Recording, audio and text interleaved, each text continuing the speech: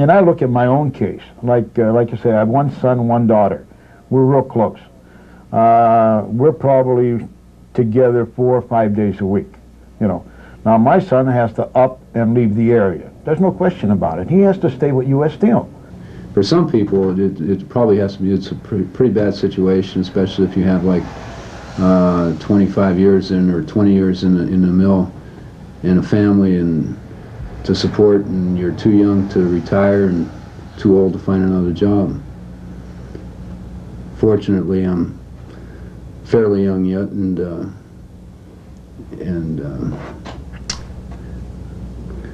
I don't know. It was only after a very extensive review and careful review that we determined that these plants were not profitable, could not be made profitable with a reasonable amount of investment, and therefore needed to be phased out. Sheet and Tube and Briar Hill and U.S. Steel, they're all about the same age. They are antiquated. But my question was, why are they antiquated? A corporation, although it's a much more complex structure, is just like an individual, just like you and I. You can only spend what you have and what you have the ability to borrow. So modernization is a complete function of cash flow, availability of investment funds.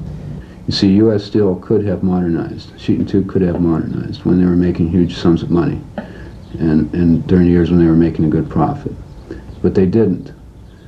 This industry, through inadequate depreciation, outdated tax laws, low profit margins, environmental requirements, massive environmental requirements, has not had the funds that's needed to modernize as quickly as we would like to. Bullshit. Don't buy it at all. That's probably the least cost of doing business. There's no reason why a man has to go in and breathe that filthy dust, dirty air of the community also. There's no reason for it. If they'd been doing their job since the 1860s when they first started building steel plants, the cost wouldn't be so great today. Let them reinvest where they make their money. We're actually producing the steel and stuff and creating the capital to replace ourselves. U.S. Steel most recently went out into Texas and built a plant. It's a new modern plant out there. But the workers here were the ones that were the backbone for that. You know, we woo them here with tax abatement. We make all kinds of concessions. You want new roads, new sewers, hospitals, whatever they want, we give to them. And then when they decide to leave, it's just tough luck. Bitterness and anger spilled over many times tonight as the Ohio Works steelworkers met to talk about what the future holds for them. And we want U.S. Steel to invest here!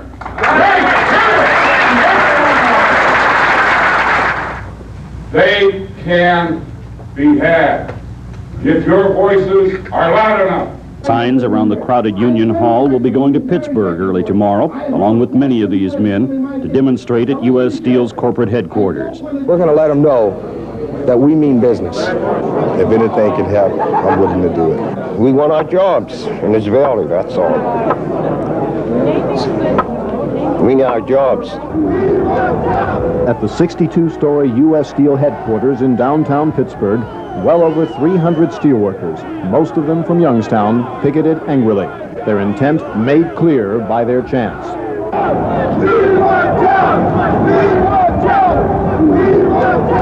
And suddenly people were inside the building. And all of a sudden we had occupied the escalators and we were on the mezzanine. And people didn't know what to do next, but they had this stubborn feeling, we're not leaving. They tell me that there's no officials in the U.S. Steel building. You wonder why a firm's going bankrupt? Think about it.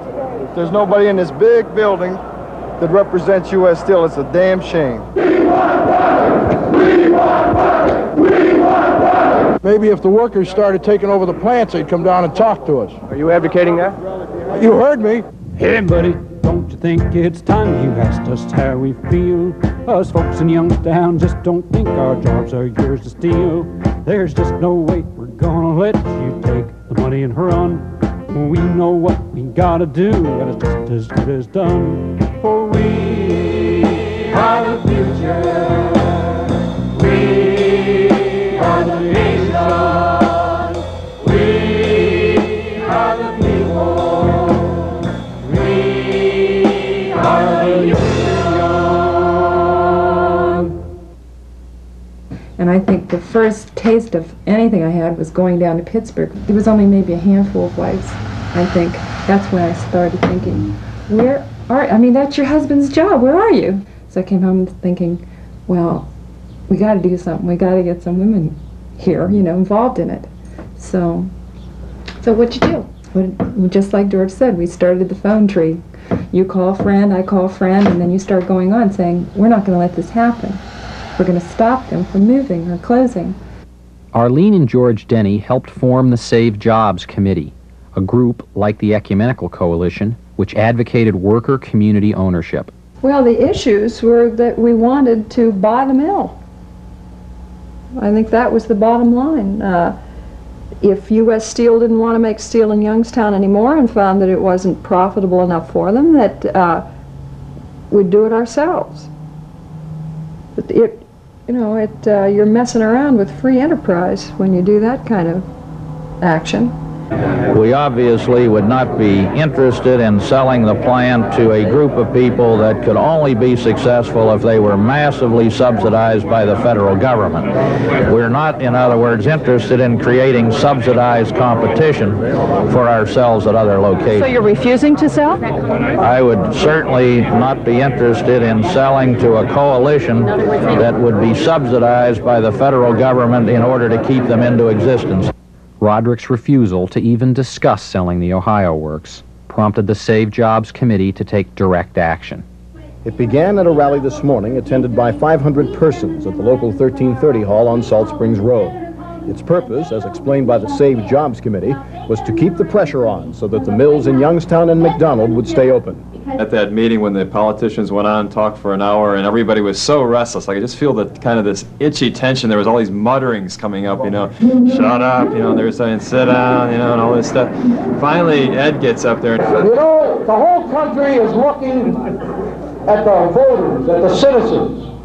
What are you going to do?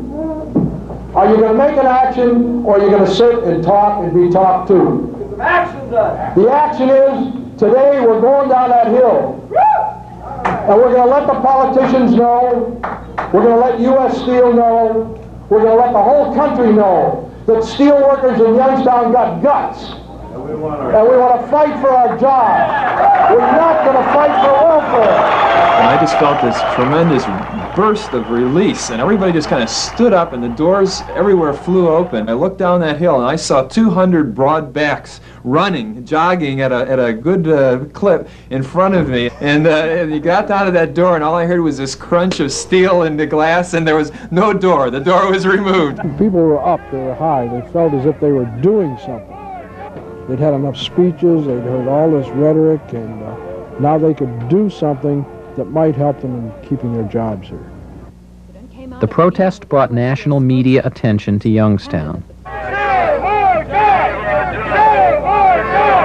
An embarrassed U.S. Steel sent word to the workers that they would meet with the union to discuss selling the Ohio Works.